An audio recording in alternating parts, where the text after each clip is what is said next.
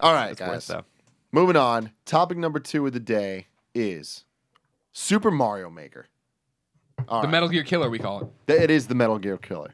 It killed me playing as much as I wanted to last night. I was going to say, this is the problem. It came out right, and we're still in a Metal Gear mode, but we have to play this game as well. So, have you played any Mario Maker? Not yet, no. Are you familiar with the Mario Maker? It looks freaking awesome.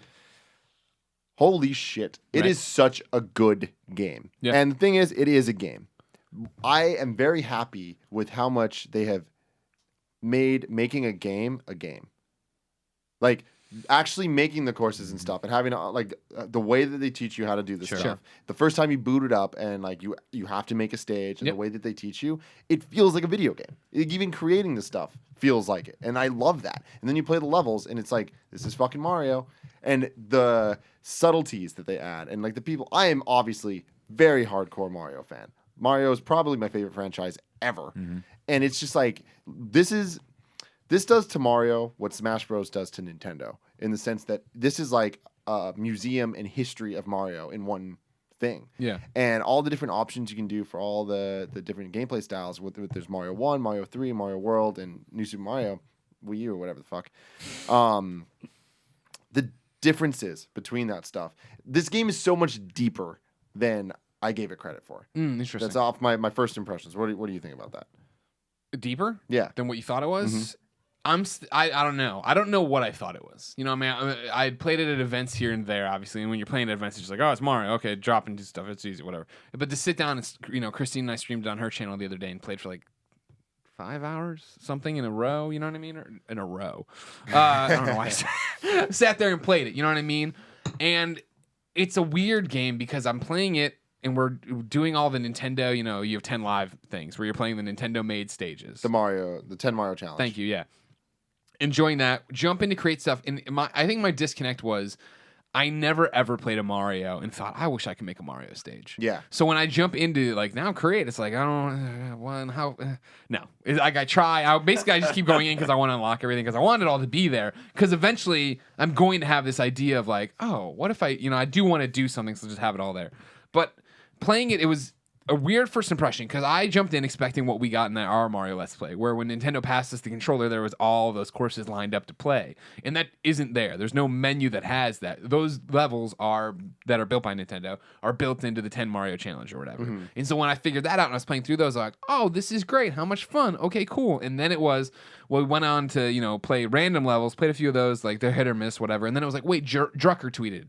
So we went and found Drucker's level and played that, and it was punishing and brutal, and he fucking sucks. But I played it. I played it for like 45 minutes till I beat it on the stream. And then it was like, that's awesome. And somebody's like, Miles from Rooster Teeth just putting up. I'm like, fuck, and like we went that way and fell down that hole of like playing Miles, playing Jeff from Giant Bomb, playing, you know what I mean? Like playing all these people that we knew and stuff. And I was like, that's really fun. And a weird thing happened where stream ended. Went to Eric Castro's house that night, our friend, of course, master bartender from Follow the Leader. He had just bought it. We played it where we passed the controller on like 7 people who were there drinking, having fun. Where somebody dies, pass the controller, and try the next one. And I remember during the stream I had said, this is fun, and it strikes me as Mario Kart for the Wii. Mm-hmm. Which Mario Kart for the Wii was, I love Mario Kart. Mario Kart comes out for the Wii. It was my birthday, so I bought it, and then we had a whole bunch of people over to the house, popped it in, played it for a weekend, and never touched it again. And that's what I said this felt like for Mario Maker. And the weird thing is, I woke up the next day after Eric Castro's and I was hungover as shit. And I was like, I kind of feel like I had planned to play Metal Gear and do S ranks and stuff. I'm like, kind of feel like playing Mario Maker. And I popped it in, and then I was like, fuck it, let's see what the community is. And I jumped into community levels, and they all were terrible. Yeah. I tried to do the 100 Mario Challenge, which is the one where they bring in 16 levels or whatever from it, and you can hold the minus button and skip a level without losing a life. And I found myself doing that so much, and I'm like, this is a shitty way of doing this. Yep. This is a discovery method nightmare. So, I mean, the game has many flaws. Yeah. It's just the way that Nintendo designs games is different, and I feel like this is a perfect example of a lot of that. But the good stuff's in there. You just got to avoid the bad stuff. Sure, and right? I don't want that to be the note I leave my impression. Oh, yeah, no, for sure. Yeah. Because it's, I mean, but I even came away with the same thing where it's like, the 100 Mario Challenge is dumb. The 10 Mario Challenge is awesome. Yeah. But what you were saying about the levels not being unlocked or whatever, it's weird that they did it this way, but you just need to play the 10 Mario Challenge over and over and over, and then you unlock all those levels that way. But where are they? I don't even know. They go to the course. You can save, anytime you play a level, you can save it. Uh-huh. So once you play it, like, but where do I find it? There's I don't. There's, I know that there's that menu stuff we there. saw. It's wherever you save all your levels. Like you have a your levels thing that you can save them all, and from there you can save worlds. So you can make a whole game with it. Yeah. You can like name the levels 1, 1, 1, 2, 1, 3, 4, and then have a world 1 folder, and then it goes in there, and so then you can make the whole game. What really got me though was going online and instantly realizing 99% of these suck ass. Yeah. Like but that's people, right? People are dumb and they do these levels that have no real thought put into it, and that's it. But then when you look at the featured ones and the like featured creators. Yeah.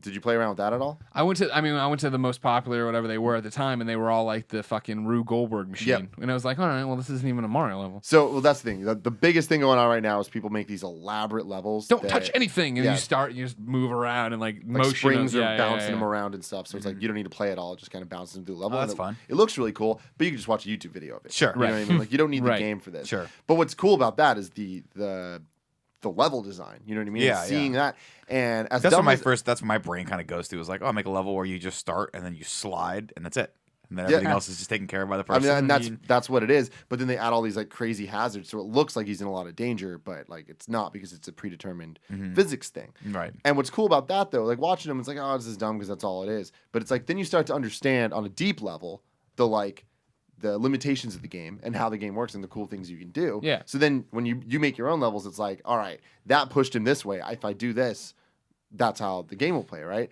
And you see that being put into some of the like expertly created levels in the featured thing. So the way they have it set up, it's like there's different playlists of things, and all the popular ones are those Rube Goldberg things. But which by the way, who is that guy? How come he made the machines that never? I mean, it was like an art style of machines that have constant motion. Yeah, okay. Because he gets a lot of credit for this. Well, he deserves it because he did it. Good for him. But then there's the ones that I got really into was the featured creators. Because then you go into them, they have the different styles and stuff, and then you're like, oh shit, these are the guys that are making real levels and like real challenges that have thought and design. How do you get to be one of those guys? You just makes something really good, and everyone just uploads it. And it's cool because there's like a bunch of guys up there that I was like, I'm like bookmarking this. I'm gonna keep going back to this guy because they make that easy. That was our thing. I favorited all our friends, and I've gone back, and Drucker's made more. And Jeff's made more. It's like, oh, okay. So it's like it's definitely a community thing, and it's definitely a game that's gonna grow over time. Like you, I have no interest in making levels myself. Yeah. Like it's just not my interest. I would love to mess around, make some stuff with Nick, and then just have us play. You know, it's gonna be very phallic. Yeah. I feel like I want to make a level that's just ode to penis. You know what I mean? No, there's got to be people out there that have. I want to make one. And my brain just thinks of like levels already. Making. Like, can you have mushrooms float in space? Because I'd like to make just a giant penis with the mushrooms, and you can only get a few of them. You know, you can't get the whole thing. Yeah, you can make mushrooms sit there. I mean, Mike Drucker spelled that fart in coins. Perfect. Yeah. Then I'll do coins. I'll do a big. No, you can do. I mean, like that was the thing. You know, the reference to what I was saying too is like, you know, my favorite thing and what I was so stoked about is I wanted to play everything in the Mario world, you know, lens, and that's not unlocked at the get. I guess that's one of my things I got to get as I go through. Wait, when you make the levels, right? Yeah. So Super Mario World. Oh, you want to do it in Mario World style? Yeah. Okay. But like, so I'm playing on day one, and nobody had that unlocked yet. You know what I mean? I was playing this on Friday, infancy of what's happening. So don't get me wrong, I'm like brushing it off that it's all garbage. I know cream will rise the top. Yep. And you never eat a pig because a pig is a cop. But there is or better yet, a Terminator. Oh my God. But yeah, trying to play me out as if my name was Sega. But I ain't going out like no punk bitch. This happens every once in a while. That was good though. Damn, you know too many lyrics. I know. Dude, I was playing fucking Genesis yesterday. I was like, oh, I'm in this big Genesis kick right now. I thought he meant playing Genesis. I know, right? No, I'm sorry. I was playing some of the Phil Collins group, ex Peter Gabriel group. And you just started singing one of the songs, and I was like, this is literally... Jamie Kennedy, big fan of Genesis. It was like it's the third time ever. It was like, not even like one of their popular ones. It was one of their like obscure songs, and you knew it. I don't know which one it was, yeah. But no, I mean, I know that there's going to be more, and there's going to be better, and like, you know what I mean? Like, and that was what was so amazing is the levels we did find that were awesome. Mm-hmm. The level where, you know, you start off as Zero Suit Samus, and then you get the power up, and you're in the Metroid suit, and you're running. I'm like, this is fucking awesome. And I was like, I kept trying to shoot, and I couldn't shoot. And I was like, oh, that sucks. But I'm like, somebody's gonna figure this out soon enough. Yeah. With fireballs. To make, so that's what's interesting. I do think it's a big problem of how much crap there is. But for just general users, because they're not gonna understand how to do a lot of this stuff. But when you look at the featured creator stuff and the things they're doing with all that amiibo support, and the fact that the amiibo support, you don't even need the amiibos, you unlock the stuff through the game. And it's just like there's like hella characters. Any Nintendo character is playable in this game, and that's amazing. And to see the things that people are doing, I was playing a Mario Kart level because Mario in the cart is one of the things with all the sound effects and stuff, and it's just a level that's based on like using the like.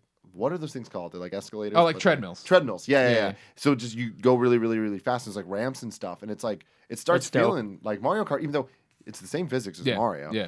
And so that's insane. And then playing like Metroid levels or playing Donkey Kong levels where you're Donkey Kong and there's vines everywhere, and it's just like, man, these motherfuckers are remaking Mario 64 levels in 2D. And that was the thing when they announced it of like, I've already lived this with Little Big Planet, where they put out Little Big Planet and there was a bunch of crap, and then people started getting the feel for it, and then they started breaking it and expanding it in the way of like where Little Big Planet 2 was, all right, you can make games, right? Because you were already doing that. You broke the tools in a way to do this. You know what I mean? Like, so like what people are going to do with this is amazing, and I can't wait for it. And that's why it's exciting, and why I will, like, I'm talking about it, I have an itch to go back. Today on Colin Moriarty Live, right? Somebody in the chat was like, you should play one of my levels. And I was like, oh, yeah, maybe we will. And then they sent over the thread from kindoffunny.com/forums where all the best friends have posted it. And I'm like, this is a Let's Play series right here. If not, we're doing Let's Plays tomorrow. Let's do it. And then if we don't do them all, let's do a stream. You know what I mean? Yeah. I'd rather play the stuff from people I know. Yeah, no, definitely. And that's the cool thing is like a lot of our friends on Twitter are making levels and doing that stuff and seeing these future creators that I'm now I'm gonna follow on Twitter because I'm like you're fucking cool. Yeah, it's definitely something special. And beyond that stuff, like I'm a Mario nerd. I love all the Mario games, and I can tell you the differences between them and like the physics and like why it feels different or whatever. And I love that this game did that because early on it was just Mario Maker or Super Mario. Which one is it now? It was just Mario Maker. Yeah, and you could switch between the original Mario or New Super Mario U or whatever. Yeah, but it didn't change the physics, and it didn't add all the different types of jumps. So now it actually feels like those different games. So now Mario 1 feels like 1, 3 feels like 3. It has different jump arcs, and like World has the spin jump. So does New Super Mario Bros. U. It has the wall jump. So it's like the levels it's not just the way it looks. It's the gameplay is different. Yeah. Oh, wow. And that was what was weird. Can you still switch between them on the fly or no? You can switch between them, but there's some limitations and some things don't exist in the other stuff. I think some levels seem like they lock it, right? Because when we were playing Miles' level from Rooster Teeth, Christine started and died, and then I did it, and I died a little bit later. And then she came back and tried to pick up a turtle shell and died. And I was like, I don't think you can do it in this version of the game. And Miles tweeted back at us because he was watching. He's like, yeah, you can't. That's the whole reason I chose this, because I don't want you. You know what I mean? Yeah. And I was like, oh, that's fascinating. Well, yeah, so Mario 1, you can't pick up the turtle shell, but you can in the other ones. Yeah. But Mario 1's the only one that has the amiibo support and like the different sprites and characters and stuff. And it's cool the rules within each of those different things. Now, as a super hardcore like nerd dude that loves the history of this stuff, they went back and they added stuff that wasn't in the original games in the style of the original games. So like the original Super Mario didn't have boos, the ghosts, but now it does, or chain chomps. But they did them in the 8-bit style of Mario 1. Mm-hmm. Or there was no ghost house levels in Mario 1. Now there's a ghost house with its own soundtrack that is similar in feel to the Super Mario Bros. 1 music, but it's a ghost song, you know? Or Super Mario World never had an airship, but it has a Super Mario World sounding airship song. Gotcha. And it's just like, these little things, I'm like, holy shit. Like, there was so much thought put into it. Now, are there people actually making, like, games? So like designing levels to a point where you would actually be like, this is like 20 levels makes a game. This is where my bigger critique of the game comes into play. And I think a lot of people are mad about this, and it's upsetting when you think like initially, but I think then later when you realize what this game isn't about making a game. Sure, it's about making levels, and that is really determined by the fact that there's not checkpoints in this. You can't put a checkpoint in a level. Sure. So Mario World was based on checkpoints. Like those levels were huge with all these sprawling paths and stuff because halfway through you could. Whatever. And then games are designed where the game over levels teaches you mechanics so that you know how to use them in the harder levels, right? This game isn't made for that because the levels can only be so long.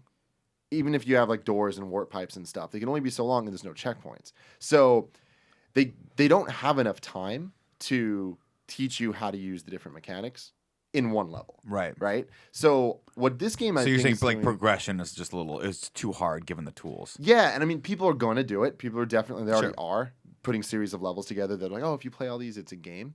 But I think that that's almost I mean, you can do whatever you want, but like I feel like that's misusing this tool set because this and playing the 10 Mario Challenge really kind of propels this as a theory where it's supposed to be each level is supposed to be a small challenge. Mm-hmm. Like each level is supposed to you need to learn how to beat the level and overcome the challenge in that one contained thing. Mario 10 is and this almost sounds like a knock, but it's not. Like it's like WarioWare, right? In the way of like, hey, here's this. The big challenge you're dying at is the big challenge of the game. It's not like you're gonna get past it and have another huge thing. Exactly, and so that's the thing is it's like I was playing it. I played through like 4 or 5 rounds last night of the 10 Mario thing, and every time it's different levels. Yeah.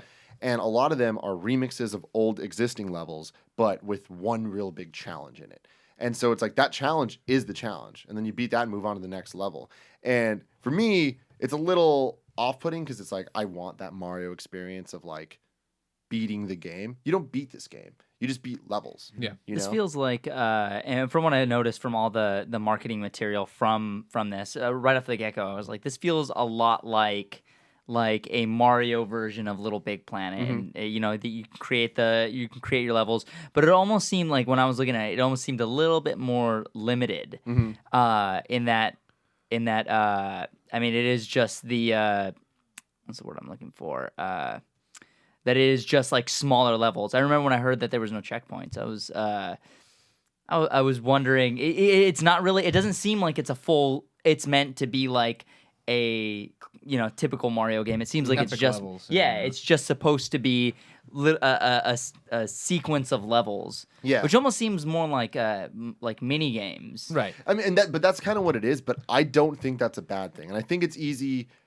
I can see how people would have a negative reaction. Well, but the thing is, if they're expecting something like, but that's the thing is like when people hear what a game doesn't have, that's the thing they jump on, and they're just like, well, why it doesn't have this? But the thing to keep in mind is checkpoints. If you're gonna look at that shit, checkpoints weren't in Mario 3, they weren't in Mario 1. Well, that's what I'm saying is like if you're gonna break it down to the sum of its parts, like the original Mario games were just a bunch of levels kind of thrown together with some very thin veil of story elements in there where you're supposed to go save. Now, granted, we're not talking story though; we're talking gameplay. Right, but to your point, like there is that feeling of accomplishment as you're progressing through and as you're learning. Like you're very subtly being taught those new skill sets of how to traverse the landscapes that you might not. I think are people not getting in this one? Is that what they're reacting to? What you're missing from Tim's thing is like the 10 Mario Challenge, perfect. Here's the big challenge. You've done it. Over. Awesome. The levels I'm getting frustrated with when I play a creator's one is like I'm head into the wall over and over. Finally, I get over it. And guess what? 2 steps later, there's a blind jump you had no idea you needed to be running. So now go back to the thing you were running your head into. Run into that again.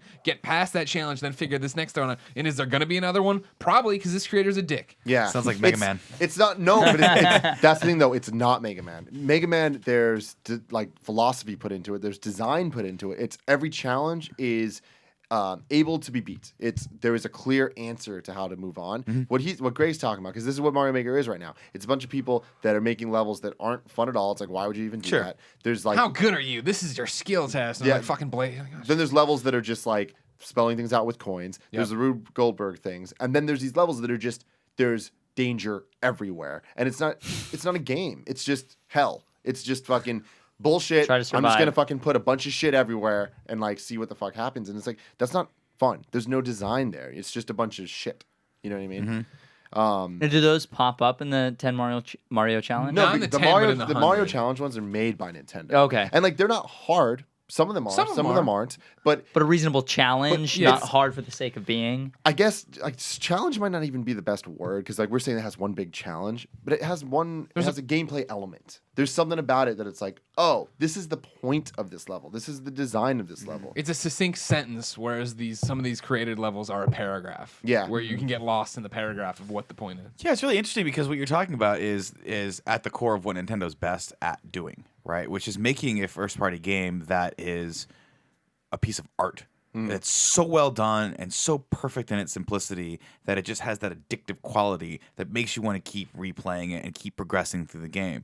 And what you're describing to me, and I haven't played Mario Maker yet, I'm assuming we will this week at some point, is the opposite of that. It's the raw tool sets and empowering people who maybe don't have that skill level and who don't come through from that amazing school of that lineage of art that Nintendo has cultivated throughout the years that can then go forth and present that sort of gameplay to people. Well, so what I think is really going to be awesome to see from this is the fact that Nintendo is like one of the most protective of its IP. You know, they don't let other people make Mario games. You know what I mean? Sure.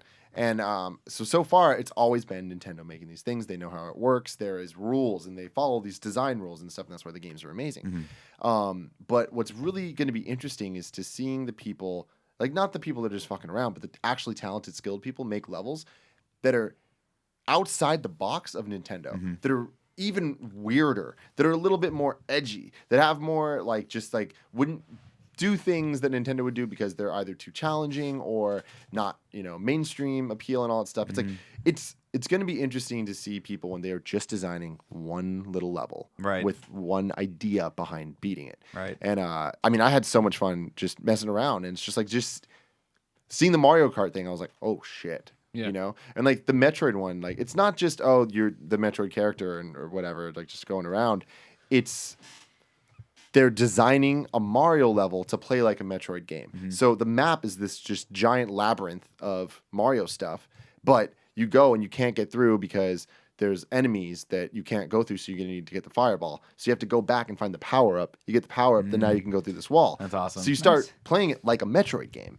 And there's a Mega Man level where you play as Mega Man, and it plays like more like Mega Man. Now, it's still Mario, you know, but it's just the design of it changes the way you play Mario. I think that's what's the most exciting thing to me. I think this does sound like something that, because you were saying that each game is a piece of art in itself, and I think that like this is sort of that because this is very innovative for them. They've never done anything like this from what I can remember. And it's like if to put it in terms of movies, like Chris Nolan is very much like it's a Chris Nolan film, right? It's like a Batman film. It's perfect from start to completion. It would be like if he gave everyone in the world a camera and just took a bunch of footage and decided to make a movie. Like, you know what I mean? Like it's so out there and it's so breaking with their philosophy, which is why I'm so surprised that, I mean, obviously everyone's going to love it. It's going to be huge, but it's surprising that they did it to begin with for me. Yeah, I mean, it is. But I think that it's time for it. Like, I think this is like, you know, we're on the 104th new Super Mario Bros. Game, and it's just like, it's getting to the point where I think with this is finally the like, all right, now there's a Mario game that never ends. But to me, the most important thing to come to grips with is that this isn't a Mario game. This is a Mario level game. And I think that's a great thing. And it's just a different frame of mind to go in and to think about it. And I'm addicted to it.